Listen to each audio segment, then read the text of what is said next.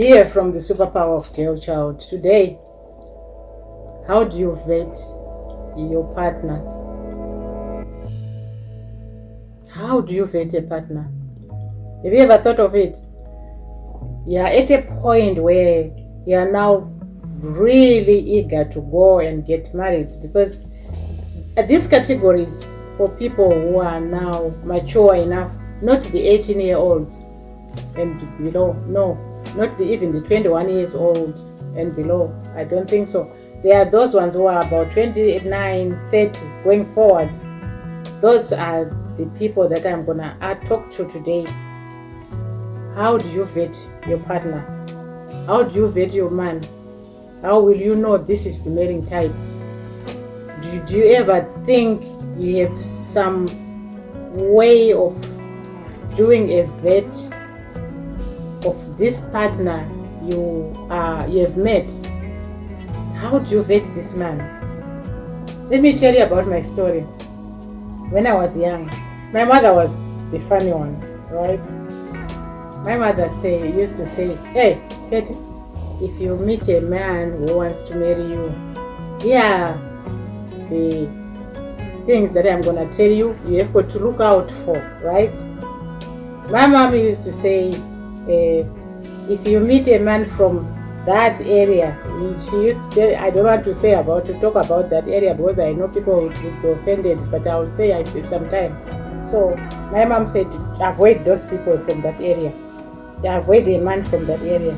And my mom used to say, if you meet a man who doesn't put a belt on his trousers, now he's scruffy.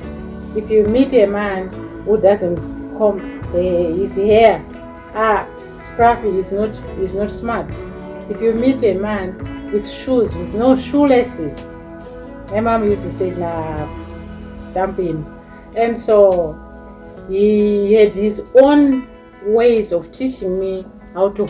I was a young lion, a female lion who was going to hunt sometime. So I'm sure she was preparing me for this. So when I grew up, I now went into a point whereby I was now going to get married. What is it that I actually wanted from a man? Especially if you ask me, when it was time to get married, I'll tell you my secret. I really wanted to find a man who was as tall as my father. My father was tall, slim. He didn't have a Jojo tank. He was nice and slim. And all that my mother told me about a man who ties shoes and whatever, I saw them and I found them in my father.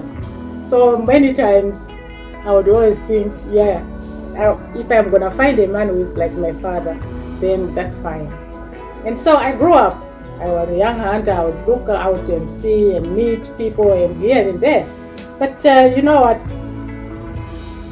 Finally, I'm at a point now that I need to get married. What did I do?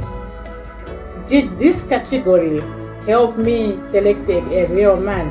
I think I failed dismally on this one, because all I was looking at was someone who looked like my father, someone who spoke like my father, someone who respected my mother.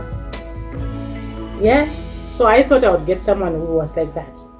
And I also expected a man who would tell the truth of where and what he is doing and how he was building our home and how we grew up, how our father cared for us through childhood until we became adults. So in my own dream, this is what I was looking at.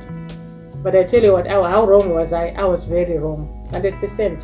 Because I didn't find the same man like my father. What I met was a different man, a different perspective. Whatever he believes was different. He had no reason to tie his shoes, maybe. He had no reason to do his hair, maybe. He didn't have a reason even to look around and see, was I comfortable or no? You see?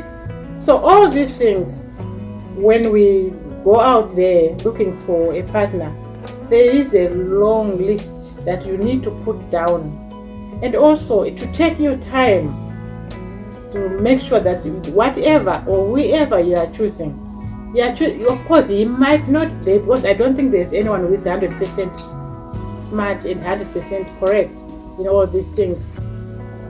But there is something that you need to be honest about yourself. It has to be you to come into a position where you place yourself and say, if I meet this man who will do A, B, C, D, maybe I'll put on the other equation, and then continue to get married and have a better life. Marriage has never been a good thing, which is always the same thing. No, marriage is a workout. You go to the gym, you need results, you have to go for a workout every day. So it's the same thing with marriage. When you get married, there's no perfect wife, there's no perfect husband. There's always a lot of halabalula which goes on between the two of you.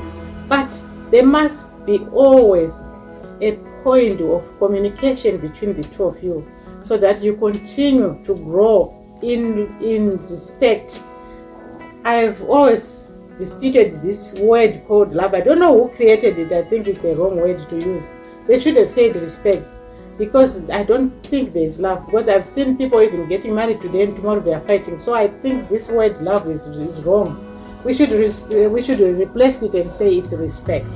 Because if the two of you are in communication and you have respect for each other,